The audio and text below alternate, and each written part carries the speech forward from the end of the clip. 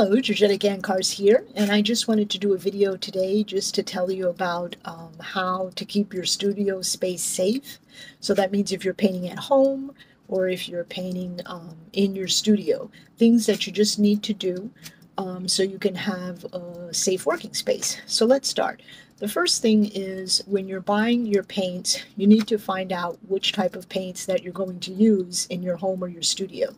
So if you're buying acrylics, if you're buying watercolors, if you're using gouache, if you're going to be printmaking, whatever you're going to be doing. In this video, I'm going to be covering acrylics and oils. I'll do another video for printmaking. I'll do another video for the caustics, and a couple of other videos with other kinds of different types of mixed media.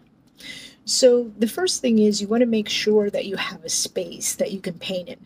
So if you're painting from home, you might not have a large, big studio.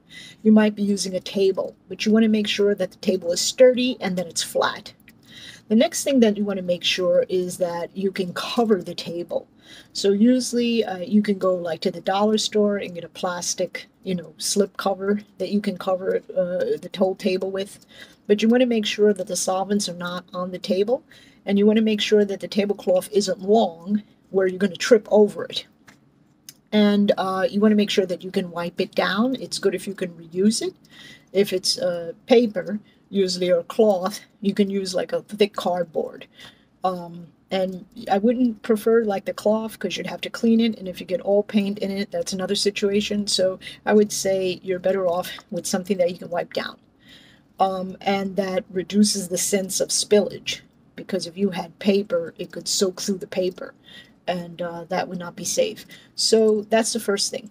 So a good work environment where you have a flat table that is sturdy, and you also have a flat surface, and you have something to cover the table with.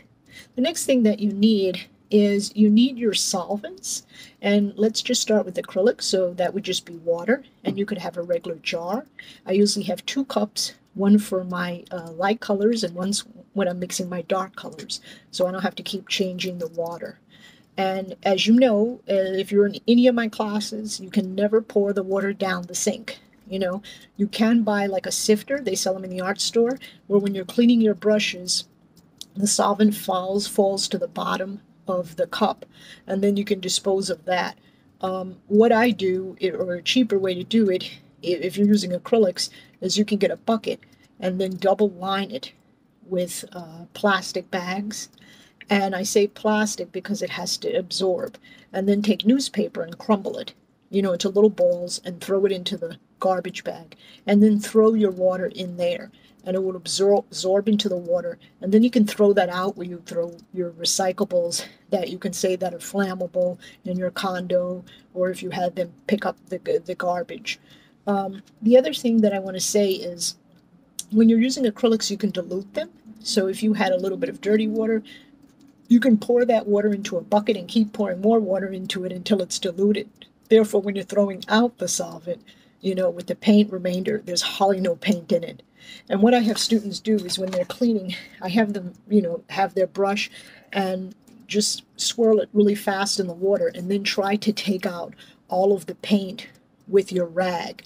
Don't ever scrape the rag down on the brush, kind of pull it upward toward the bristles, so you don't destroy the bristles, and get as much paint as you can and then swirl it around. For all paints in the studio, we clean it with vegetable corn oil, and it comes out too. If you are using terp, this is not acrylics, this is oils. I'll get into that later. There's a different disposable system, obviously, that you would use. But there are ways you can clean your oil brushes by just using the regular corn oil. You have to take the paint out like you would with the acrylics, and then you would keep swirling them in the corn oil, then wiping it off on a rag, swirling it, wiping it off on a rag, swirling it, wiping it off on a rag. And it's good because it conditions your brush if you're using oils, okay? But for water, plain acrylics. And plain water you can clean your brushes with. But you have to, again, dispose of it. You also have to reshape your brushes afterwards.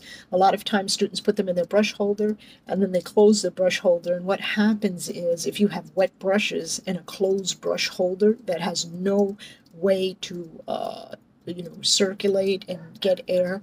It can get moldy after a while. Okay, the other thing is you should always store your brushes in an upright fashion if you're not putting them flat, or if they're not in a proper brush holder. Okay. The other thing about the workspace is you need a space that's, if you don't have a large space, you have to utilize the space that you have. So you don't have to have all your paints out at once. You can have like your main 6 or 8 colors that you're going to use, and have the other colors nearby in a lockbox. The important thing is whatever paint that you're using, you want to keep it safe. And you want to keep it safe not only for yourself, but if you had children, if you had pets, you don't want them in the paint. So you don't want to leave the paint out. They could open a tube, and start eating it or whatever, or you had an animal, they might chew the tube. So I always keep my paints in a locked box, or you can keep them in a storage box if you're not using them, and make sure that it has a lock on it or it has a very good latch. The other thing is when you're sometimes what students do is they have paints and they put them inside another container. Remember always to label the container of what it is. And if you're storing any kind of solvent, it doesn't matter what the solvent is, it has to be a lid that's going to be really tight and also childproof. And you can test that by putting water in your empty container first that you're going to store your solvents in, and then turning it upside down. And if the water comes out, it's not a good place to store your solvents, because obviously if this spills over, you would have a problem, right? You would have to kind of, work on kind of cleaning it up, okay?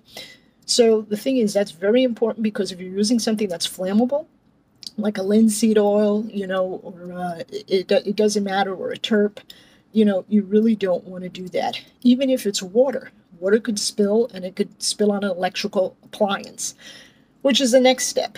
You don't want to ever have an electrical cord very close and going along. Okay, when I have my electrical cords, they're grounded, and I also have them taped down and grounded. So therefore I would not trip over them. You don't want to have electrical cords under a towel or a rug that could start a fire if it starts heating up. The same you would do for your laptop, right? You wouldn't have a cord going across the room, because if you trip and you're carrying a solvent, that could be quite dangerous, right? So you want to think of these things of keeping your space clean and safe. The next thing is the space has to be well lit. You can have tungsten lights. Some students just work from natural lights, and that's fine.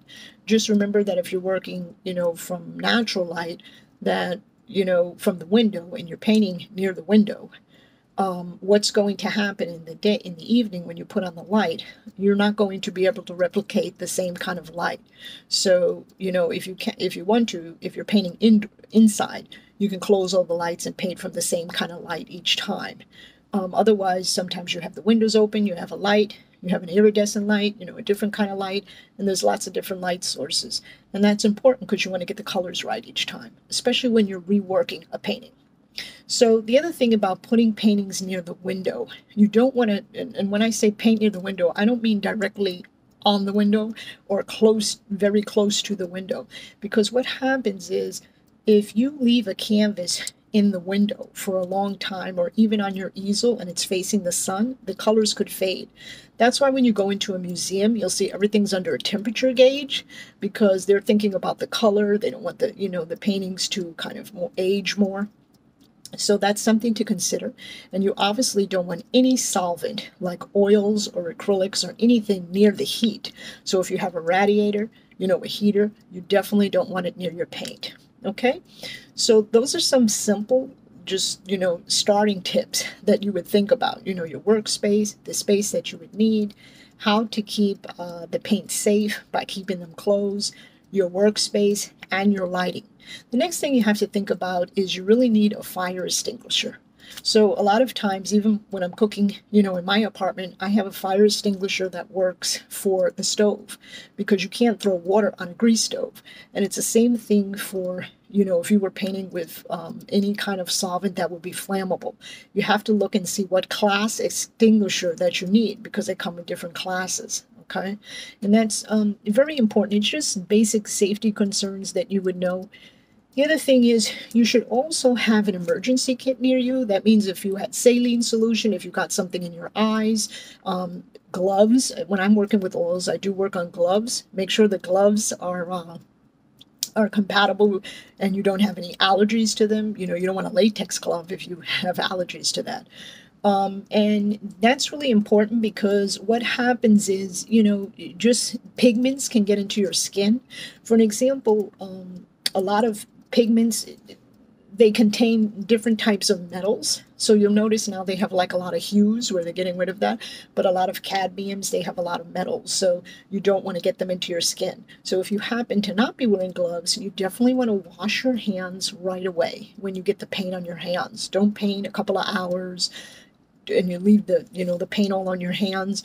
Don't also eat while you're painting. Sometimes I see students and I'm like, no, it's not wise to eat while you're painting at all. And if you are, make sure that you have that separate from your paints and that you can be able to clean that up. And you don't want to confuse your food. You don't want to put your water cup near your turpenoid or turpentine or whatever solvent, linseed oil, which you're using. Okay, so the other thing is you should know what happens in case something would happen. All right, so when we talked about the fire extinguisher, you need to know what is going to happen if by mistake I ingested this. Right, so I read the bottle, right, of all the warnings ahead of time, so I'm prepared knowing that if I would use that solvent, what would happen. You also need to have a clear area, and this is very important in case something did happen, like an accident, that you knew the precautions and the steps to get out. So for an example, just like if there's an earthquake, right, you have an earthquake kit. You know what to do in case there's an earthquake. Well, you need to do that in your studio space. And you need to find out where would the exit be if there was a fire, how would I get out of there?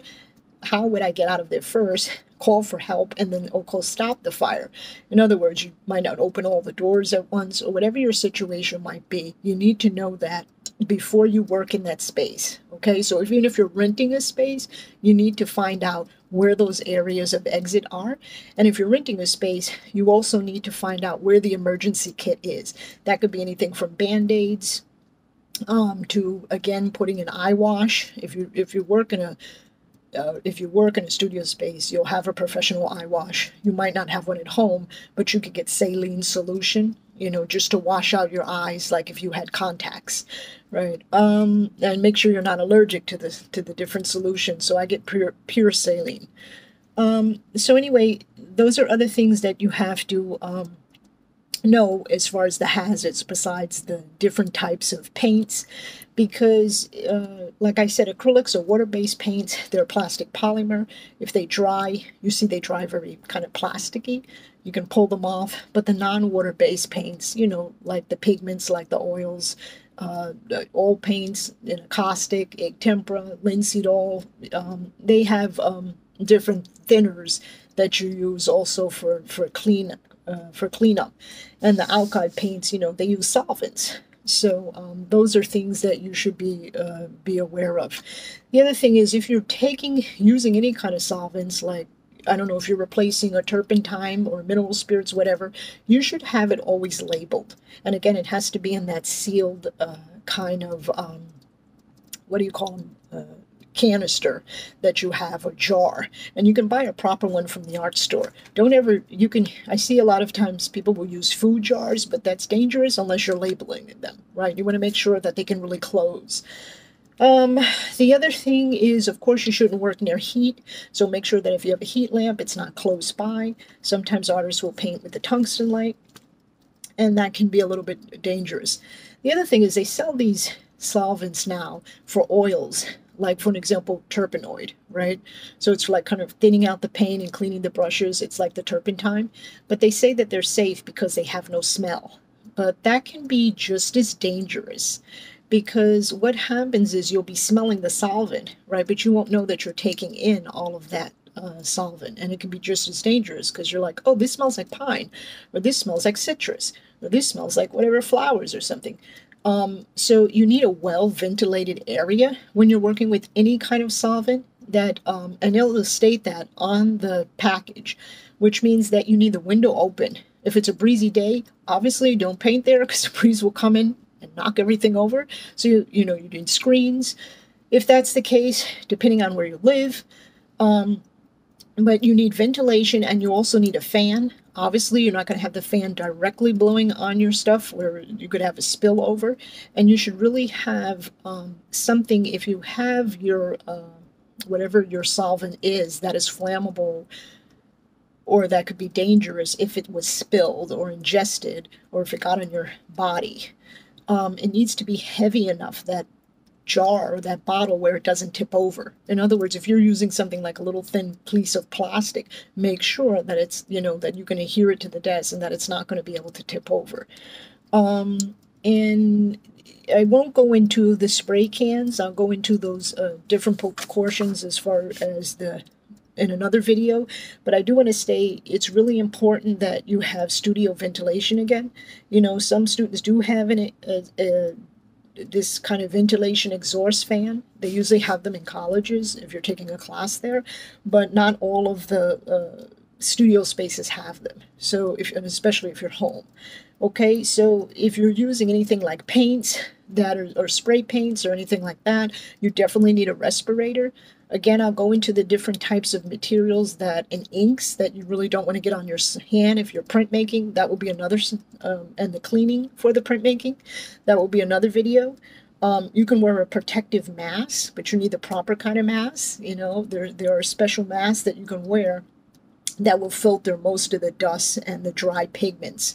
And dry pigments are very dangerous because they're very loose and they're very easy to inhale. So when I mean a dry pigment, it's a loose powder, okay? And we talked about protective gloves that you should have.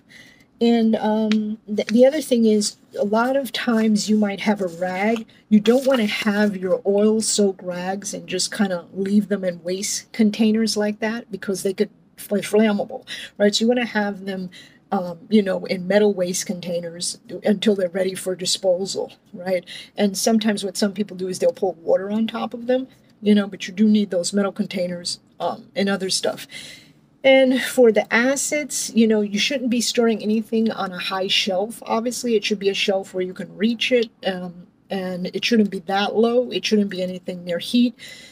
And if you're working in an apartment and you have children, you need to have like safety locks, right? Or you have animals that could go in there, because you might store it in the kitchen and, you know, under the cabinet, and then somebody goes in there, it spills over and you don't even know. And that's dangerous if it's in the kitchen because it's near the stove. And even if you have an electric stove, it's still heat, right? So I'm trying to think. Oh, the other thing is, if you had anything that's like a solvent that's, again, like we talked about pigments that are in any kind of plastic bag, or anything that is more like a dust, you know, that kind of pigment, you definitely want to transfer it to another container that you can seal it with. Preferably another, you know, glass or container that with a top, because when if say for an example you had plastic and it punctures a hole, all of that material is going to be out, and how are you going to clean that up? You know, it's going to be a mess, and you don't want to breathe it in. It's better, again, to store the stuff in the original containers, but if you had to move them, obviously you would have to label them, because the original container is built for that solvent, right? It knows that that solvent is flammable, so that's why it's in there. The other thing is, sometimes solvents, what do you call them, expire. So you should always have the date of purchase of when you bought the solvent, right? Or when it says it's going to expire. So if you did change it to another container, you have to know the expiration date. Okay, so the other thing is, I want to go into different things about the studio and about easels and the proper way to set up your easel for lighting, and ways that you can set it up that's safety, the different types of easels that you can have for your apartment. That will be another video. I'll do that again, but I do want to cover one thing. Just remember that the liquids, there's different types of, how can I say, chemicals. There's liquid, there's gas, there's vapor, there's mist. You know, you might not think of those things, but sometimes, you know, you might have a chemical and it's kind of going in the air, right? And it's combining with another chemical. So it's always good when you're in the studio space to know who is your neighbor. And I'm saying this because the studio spaces are really very safe if you're renting a space, but sometimes if you're just, if you have a space and it's like a non-professional kind of studio space that you're renting, you have to know what's in there. And if somebody else is using that space before you, maybe you're using it 2 hours and somebody came in there and they were spray painting, and they didn't have the proper procedures that you needed. So you really do need to know when you're renting a studio who's going to be in there and what solvents. Are you the only person in the studio? What's allowed in the studio? And do they have all of these things? If they're a professional studio, they should. But sometimes, you see a lot of art spaces and they don't have that, right? And that could be an issue. The last thing I want to talk about is skin absorption, because, we have the dermis and the outer epidermis. So the thing is, when you're getting these things into your skin, some of these solvents look like water. Like if you see terpenoid, it looks kind of like water if you have it in the jar, or if you have a light linseed oil and you're getting in your skin. Sometimes they're not of a very dark color, or you get some straight turpentine on your hands. You really need, again, to read the labels and wash that off very correctly. And also, if you're inhaling it, that's another situation, because you might be dizzy and you might not know, oh, I feel a little bit dizzy, I'm not sure. So really read the jar or the spray can or whatever you're reading. If it says only use outdoors and ventilation, make sure that you're not getting a wind back where it's misting in your face, and you have all of the proper kind of tools that you need. Okay, so next I did a video about brushes and everything, but I'll go into that next. But I just want to say, stay safe, have a great time painting. But this is not to make anyone, a little bit nervous. It's just to make you aware that when you're at home, you really need to not throw anything down the sink. Again, you're throwing those solvents down the sink, and then you're throwing dish liquid or maybe bleach, or if you're pouring them down the toilet. After a while, your sinks, the tubing, because if you look at your sink at the bottom, it's kind of like in a U shape. That solvent will stick, to your tubes and your pipes, and they'll be very expensive. You'll have to pull them out, and it's not safe for the environment. You shouldn't be doing that anyway. So you never want to pour those solvents down the toilet or down the sink. The EPA, OSHA, I write books and I talk about this stuff a lot. You cannot do that.